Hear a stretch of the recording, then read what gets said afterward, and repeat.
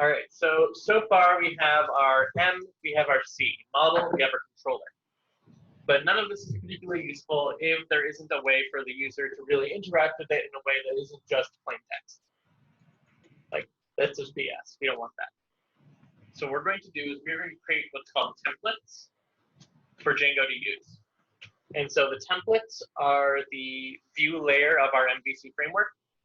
Sometimes people call Django MTC or MTC instead of MVC because it has these templates instead of when our controller is called views. I have, got to talk to people who make Django for that. I don't know why.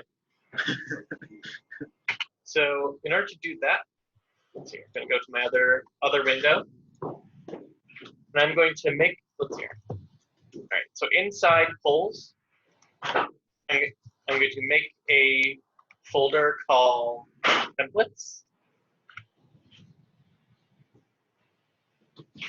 And then inside templates, so inside polls / templates, I'm going to make another directory also called polls.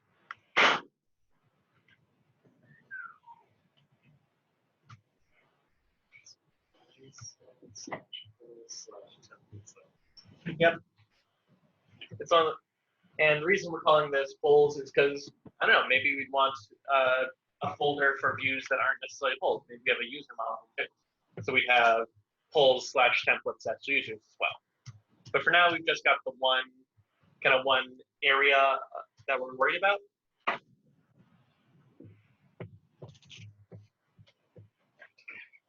And next, inside, so I'm going to go to touch polls / templates / polls. I'm going to make one called index.html.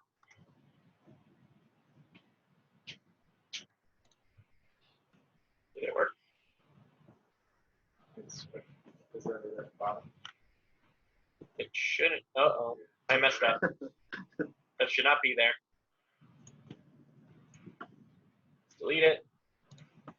Oh, while we're here, here's our database. We can't look at it.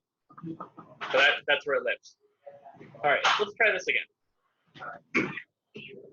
Actually, I'm just going to go directly there in this case. And then here, I'm going to touch index.html. There we go. I'm going to go back to the top layer. All right, going to clear that out.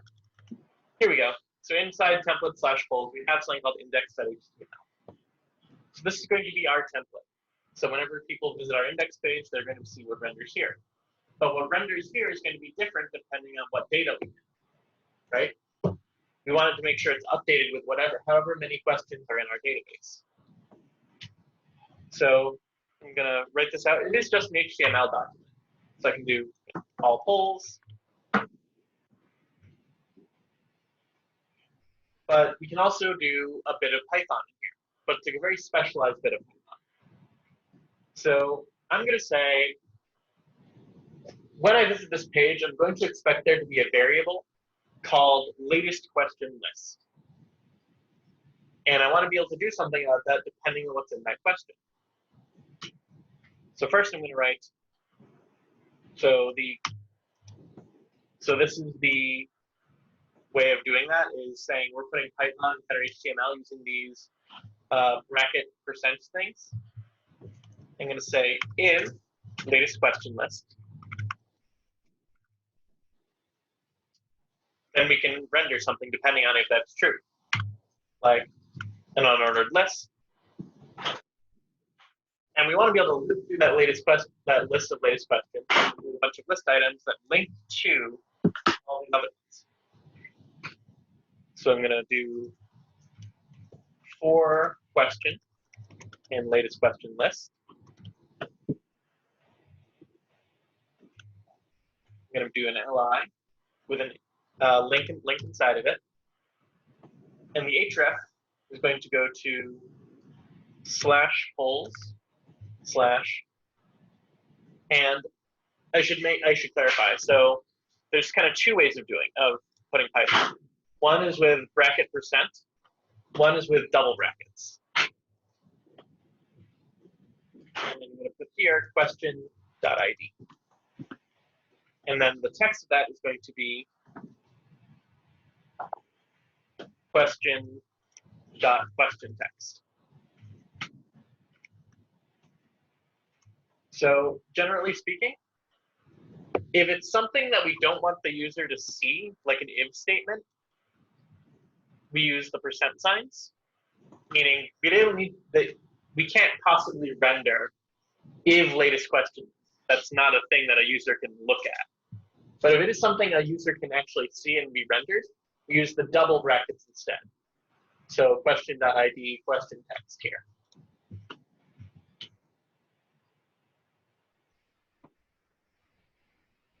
So of course, the thing about HTML versus Python, when you combine it with Python, is HTML doesn't worry about indentation the way Python does. So in order to make sure that the block is done, instead of worrying about indentation, it's going to use this thing, end for. And then for the if, we're going to use, well, first we're going to add an else. It's going to say percent else. We're going to have something here that just says no polls available. And then we're going to have this one saying end if.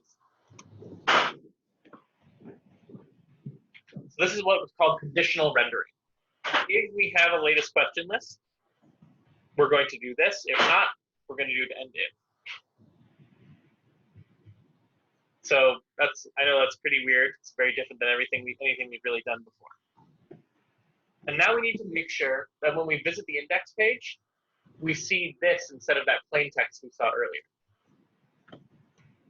So I'm going to go to my views.py. And instead of returning this HTTP response, I'm just going to comment this line out.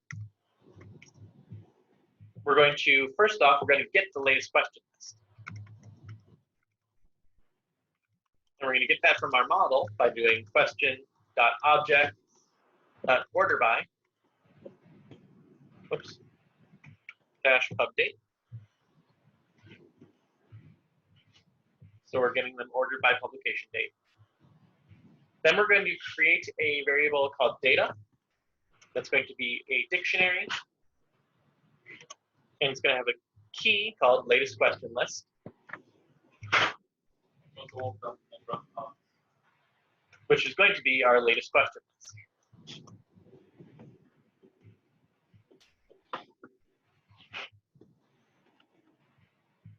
I also realized, though, there's a few things we have to do before we can get this work.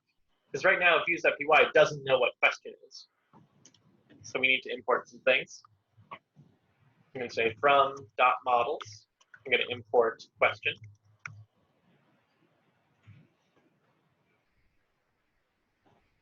And now I'm going to return, instead of an HTTP response, I'm going to return render. And the thing we're going to be rendering is going to involve request. The place we're going is polls/index.html in our templates folder. And we're going to be giving it data. So this dictionary data is going to be passed to our view. So that's where latest question list comes from. Is we're passing it in this dictionary, in this data packet when we make our request. Now, let's see if it works. Uh-oh. Let's see here. For statements should have at least 4 words. For question, latest question list. Oh. For question and latest. There we go. So it was able to get that thing of all of our questions ordered by publication date. And then it looped through them and created links for each one. If I click here, I can see down at the bottom left corner, it goes, this link goes to localhost 8000/poll/1. And here we are. Pretty cool, right?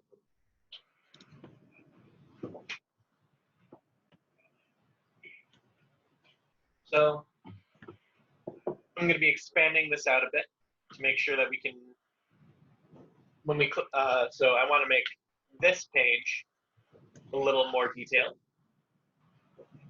This time I'm going to start, get out of here. This time I'm going to start at the views first. I'm going to, again, comment out this. I don't need it anymore. So I'm going to say question. I'm going to be using a method question equals, and I realize I'm going to have to import another method from, in this case, from Django.shortcuts. I'm going to import a method called getObject or 84404. So essentially, it'll say, this is kind of a thing that will allow us to literally either get the object or 404 if it doesn't exist. So I'm going to say question equals getObject or 404. We're looking in question, and the PK, I'm not sure what PK stands for actually, but that's what it needs. Primary. Yep, that's probably it. The primary key is going to equal question ID. And then I'm going to format this data again.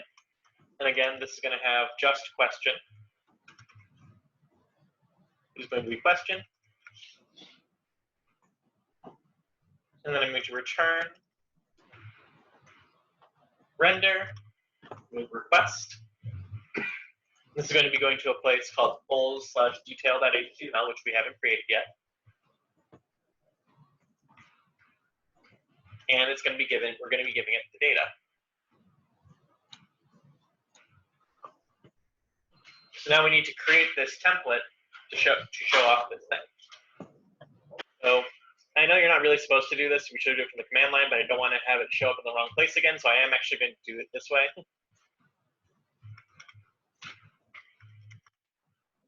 Don't tell anybody.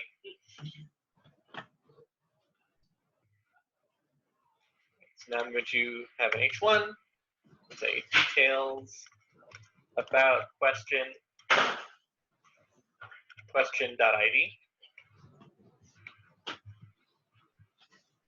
Have an H2 right here. This will be question.question text.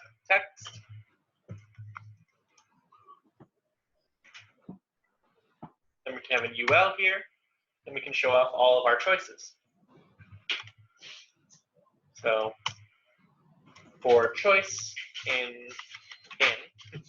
question.choices.all,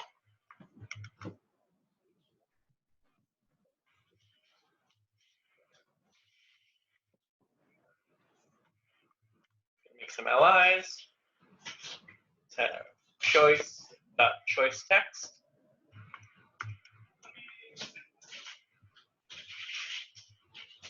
And then we're going to have an end for. Indent this just for making it look nice. All right, so let's see if that works. There it is. So notice, so when we gave it the question, we didn't just give it, we didn't just give it just the question, we also gave it all the choices associated with it. So that's a lot of information that gets sent to our view and rendered on the page for us, which is nice. Any questions about how these have been created so far?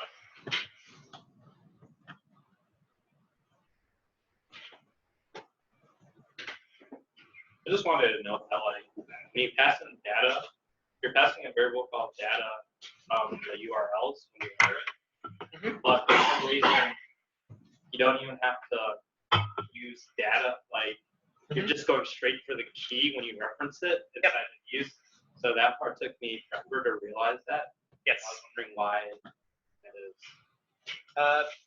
That's a good question. So I'm sure this is something that the developers of Django created just, I feel like they just did that because they felt it would be easier. Because they could say, okay, either we can make sure that when I'm creating my template, I need to know what the name of the, because like, let me say this. Back in views, I pass in data. Data is just a variable name, right? Yeah. what's really getting sent over is this. And they could, I think they thought was, okay, either we could say, when you're here, we'll make sure that there's a hash that you can access, or a dictionary you can access. We'll give it a standardized name and give it these keys. Or they just thought, we can make it automatically unpack the dictionary so that you have all these variables available to you without having to worry about that. I don't know. Yes? Well, so when you're passing it data, is it just assumed in the render function that it's always a dictionary and you're always passing in a hash? I assume so. I think that, I believe that is kind of the standardized way of doing it. Okay. If we gave it something else, I don't think it would really work the same way. Okay. Because the reason we're able to reference question or latest question list is because those names are keys in our dictionary. Latest question list question. Okay.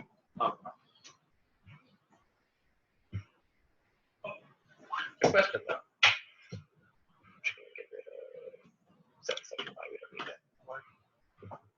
All right. So this is all very cool and all. Django does have some methods that are designed to help us by making things a little more easy. So example here, we've kind of hard-coded in this URL a bit, is that we know it's going to be going to /polls/a number. But you may want to, Django has helpers to kind of make these things a little more, I can throw in video, just a little more flexible. To kind of understand that, I'm going to go back to my URLs here. So you notice I gave all of these routes names, correct? But we haven't really worried about those names yet. This is where it's going to come into play. So what I'm going to do is I'm going to go back to index.html, and I'm going to be using one of the helper methods to make this a little bit different. So instead of /polls/question ID, I'm going to put in these brackets. And I'm going to have URL, polls, detail, question.id. So now it's going to say, all right, what's going in here is a URL. It's going to go to the URL name detail. There we go. And we're going to be giving it question.id. And the reason we want to do this is if we ever wanted to change how our polls, like how our URL structure is changed, we don't need to go back to every single one of these and say, change it to /polls/choice/question/this, for example. It doesn't care. All it's going to say is, I want to find the route named detail. Of course, when we look at it, it's going to look exactly the same. Oh, uh-oh. /polls is not a registered namespace. You get the pass name. Oh, yes. Yeah. I forgot something. So if you want to use these, you also need to say app name equals polls. And that allows it to go to polls.index, polls.detail, etc. There we go. So yeah, the end result ends up being the same, but this allows us Django to, the template to still work even if we change how our URLs are formatted. So.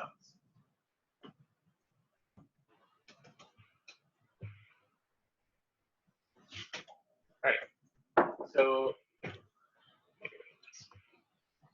So next I want to go to, that's polls detail right here. I don't want to just see the details. I want to be able to interact with this in some way. This is supposed to be an interactive application after all. So I'm going to change some bits about detail.html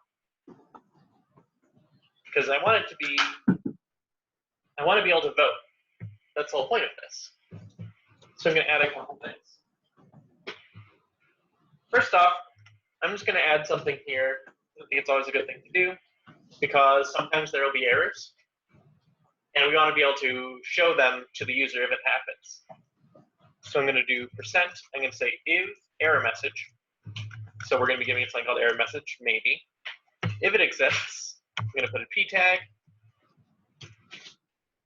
And inside that, I'm going to put strong. I'm just going to show the error message. Then I can do end if. So you can put these, these ifs and all like that. You can all put that on one line if you want, which is nice. Python doesn't let you do that. So that's just going to say if there's an error message, we will be able to see it. All right, so now I'm going to make a form. So the action, I'm going to use another one of these Django helpers. So to go to URL, it's going to go to polls vote, giving it question.id. And I'm also going to make sure that the method here is going to be a post request. I should comment all this out while I'm here.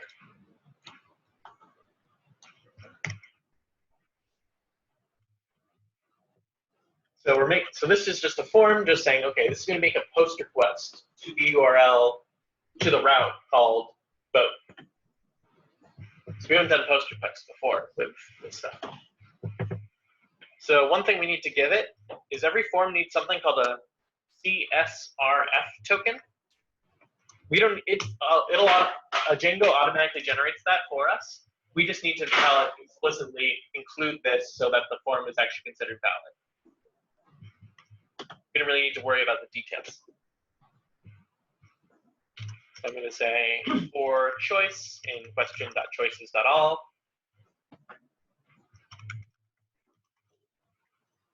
I can do the end for down here. Just make sure that's ready. So I'm going to give it an input. I'm going to give it a radio button. Everyone know what radio buttons are? They're really cool. So they're just buttons that you can only select one at a time. I'm going to give it a name. It's going to equal choice. I'm going to give each of these a unique ID. I'm going to say ID equals choice. And now this is really cool. I love this part. This is like, I can't believe Django does this. I'm going to give it something called for loop.counter. So it's automatically going to generate a counter based on the for loop. We don't need to like say, for number in length of this. It just says, okay, I'm going to go through the for loop with you and add the counter to this automatically. And I'm going to give these a value. It's going to equal choice.id.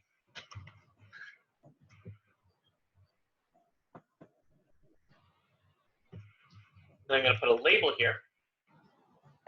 This is going to say for is going to once again equal choice for loop.counter. Whenever I use that, I always feel like I'm getting away with something. And the text here is going to be the choice text. Oh. Choice text. And I'm going to put a line break right after that. And then finally, we're going to need to submit. So I'm going to make an input type equal submit.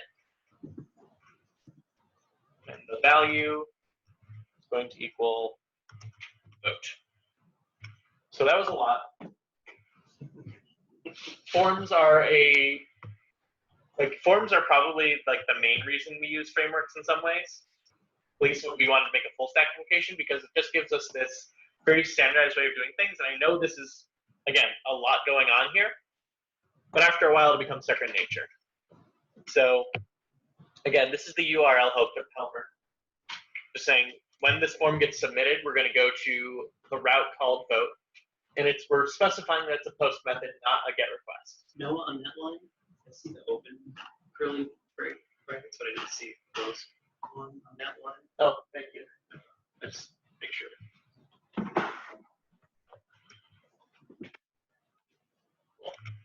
That definitely would have given me, like, I'd probably have spent like hours trying to track that down. All right, then I have our token here just saying this is a valid thing, let it through. It's like our passport. And then we go loop through our question.choices.all, create radio buttons. The value is going to be the choices ID. And the value is kind of the thing that's going to get set up through the post request saying, give me, like, I'm requesting this. No on 6. Yes. Did you miss the and again? You are absolutely right, I did. Wow. I'm typing everything we're typing, so. Sorry. No, that's great. And then it's maybe even easier if we look at it. Hopefully it'll, okay, here we go. We got this. And we can actually inspect it to kind of see, get some more details of what actually got rendered. So here's our form, action to poll/1/vote, method equals post. There's our token. We don't see it, it's the type is hidden.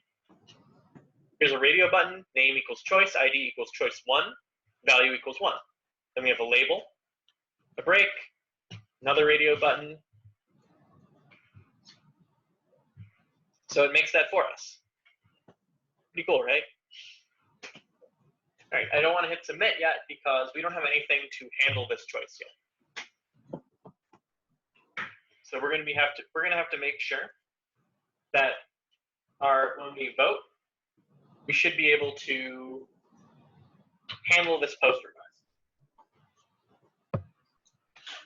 I'm going to go back to views.py, go down to vote here.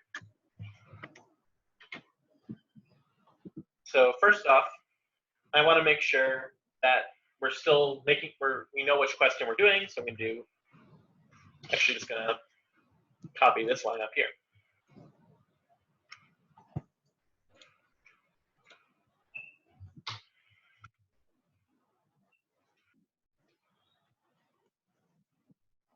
All right. So now we're going to be interacting with the choice model more directly rather than through the question class. So I'm going to make sure I'm importing choice here as well.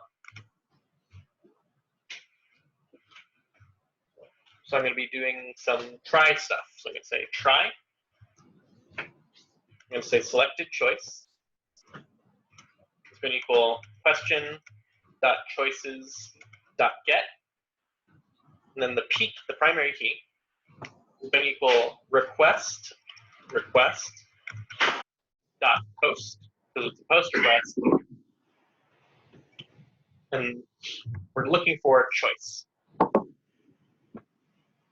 So we're saying, all right, we should be getting a choice sent up through the post request based on which URL, which radio button is selected. Then we're going to have our accept. And in this case, we're going to say key error choice dot does not exist. This is a built-in thing. So if the choice we try to get doesn't exist, we're going to do something. We're going to return render request. It's going to take you back to polls.polls/detail.html. And we're just going to create our data hash right here. And we're going to make sure we're giving it question. This is the question we found earlier. And then we're going to give it an error message as well. So this is for if someone didn't select the choice, we'll say, you didn't select the choice. We'll put that in double quotes.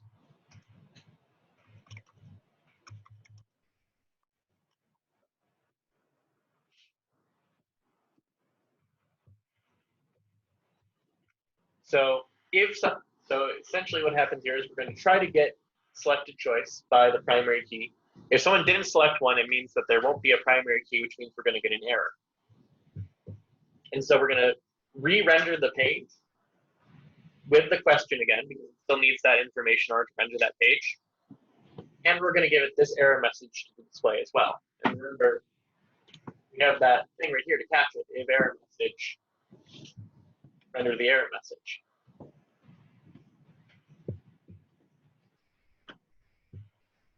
So that's what happens if that doesn't work.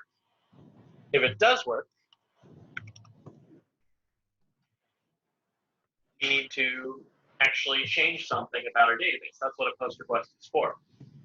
In this case, we're going to increase the votes of this choice by 1. So I'm going to say selected choice dot votes plus equals 1.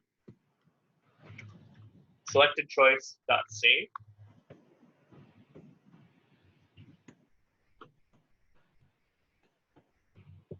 And I'm going to return something. Return an HTTP response. Redirect. I need to import that. HTTP response redirect. There it is.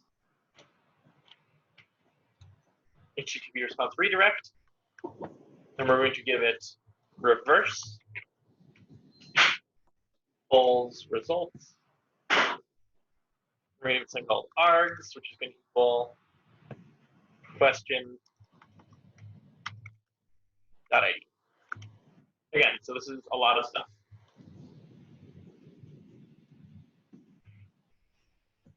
So, what's that? You there? How did that get there? Oh, right, there it is. Yeah. Okay. All right, just putting it on a new line because it's ran out of room. Cool. All right, so this part, so again, we see if there's an error, if we actually show something, we did. We increase the votes and save it, so that changes our database, changes our model. And then, so this thing here, so whenever you successfully, so there's kind of a, what's the word, convention about how you handle a good request versus a bad request. If it's a bad request, you should re-render, just show the page all over again. But if it's a good request, you should redirect, take it to someplace else. Why is that good? For ideal. Have you ever submitted a form and then hit back and you got an error? Yeah. This is designed to prevent that kind of thing. Okay. So this prevents, and it also prevents data from being posted twice if the user hits the back button, because it'll try to do it all over again if we do that. So I'm not entirely sure what. Oh, I also need to import that reverse method. So from Django.urls, import reverse. So so the reverse library gives us the ability to read the previous URL and use reverse in our code, so we don't need to hard code the URL. So what reverse is essentially saying is, okay, redirect back to the previous page. And the args gives a question ID, so it knows which question to render. So it's essentially what we should end up back at the details page either way. Wait, no, we're going to polls results. Never mind. So we're going to polls results and giving it this. So let's see if this will work. Let's, get rid of that. Uh-oh. Okay. So what's the vote? What are we voting for? Last one. More like Django away? Okay, got a problem. Oh, it doesn't like that. No. You're supposed to love it. All right. Type error at polls/1. Reverse with prefix argument after thing must be iterable, not int. So on line 34. So check the trace back here. Gives gives us a lot of information about these, which is great. So, kind of like looking through this to figure out exactly where it ran into a thing. So it looks like it happened here. So response redirect. Sorry, must be iterable, not int. Oh, I think I know why. So I put this in parentheses because I wanted it to be a tuple. Putting something in parentheses alone doesn't make it a tuple. You got to put a comma.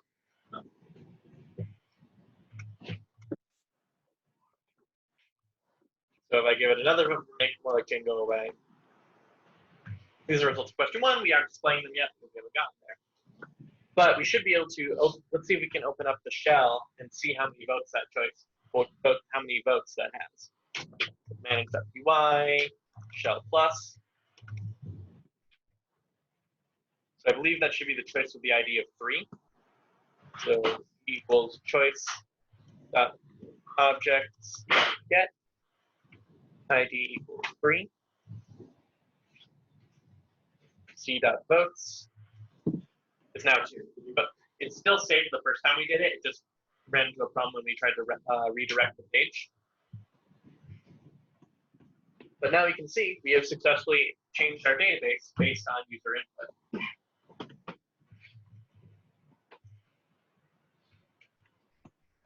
So last thing I want to do is I want to make sure that we go to a page that isn't this. So in results, I'm not going to return that HTTP response. I'm going to instead do the question equals get object or 404. Then I'm going to return render request. We're going to go to polls/results.html, which we haven't made yet. And instead, I'm just going to put the dictionary in just right here instead of saving it to a variable, because why not? It's all the same. So question is going to be question.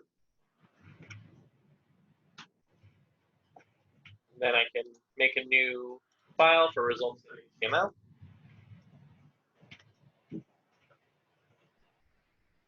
And all I want to do is I want to display the question and how many votes each question got. So H1, details about question, question.id.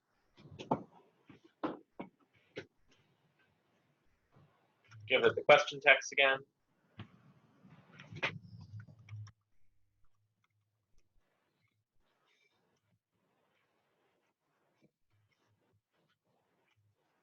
You unloaded this down here. We're going to say for choice in question.choices.all. We're going to make a list item. You know, choice.choice text. Have a dash dash and go choice.votes.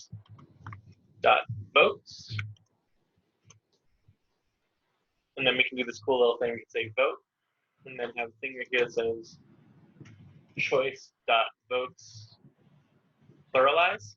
So that'll automatically pluralize the word vote if we need to. And we will end our for loop.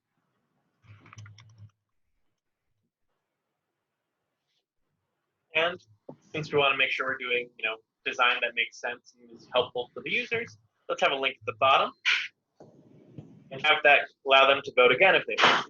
So we could say URL to polls detail with question.id.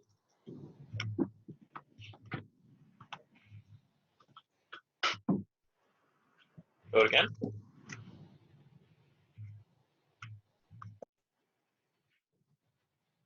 There we go.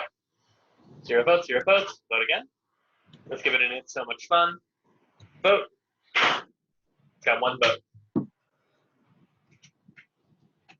So what we have here is a basic but fully functional full stack application.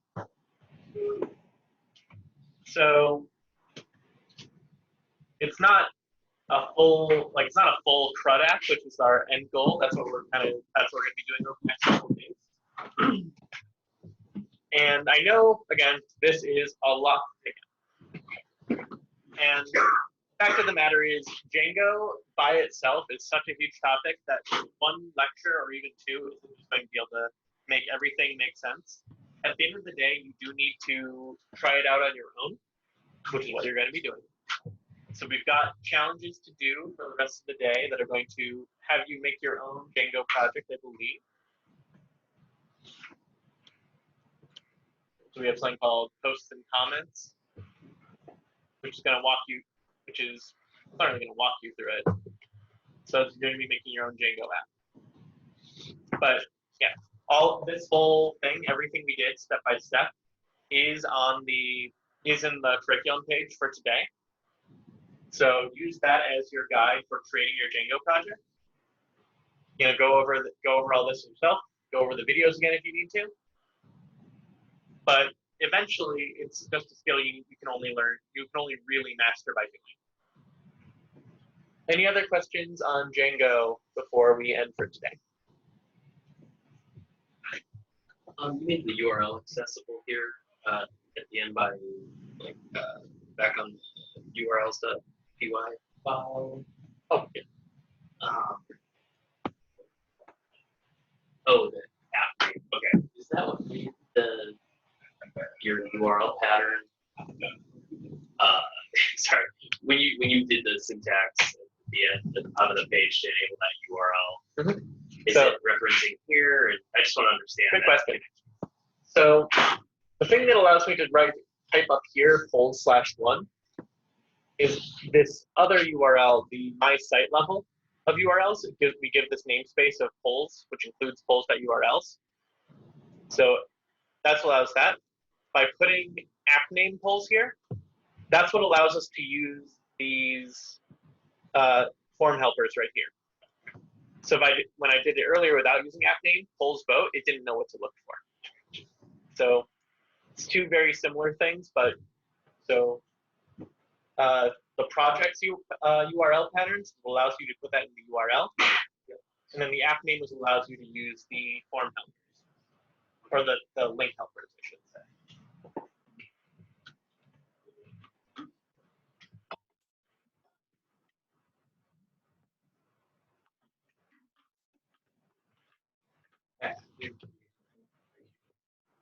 I mean, as long as it's consistent. Could you repeat that again? That could be like Okay. The app name? Yeah.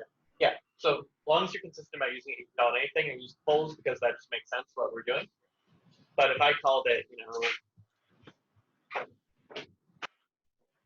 vote, as long as I change that here and everywhere else I reference that, it should still work, probably. I don't know why it wouldn't, but you know.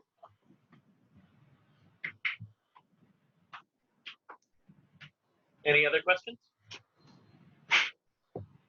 Okay, again, so this is a big thing that we're jumping into. So please don't be afraid to ask for help from me and Tom if you get lost. And again, videos will be available. The introduction to Django document on GitHub is also available. All right.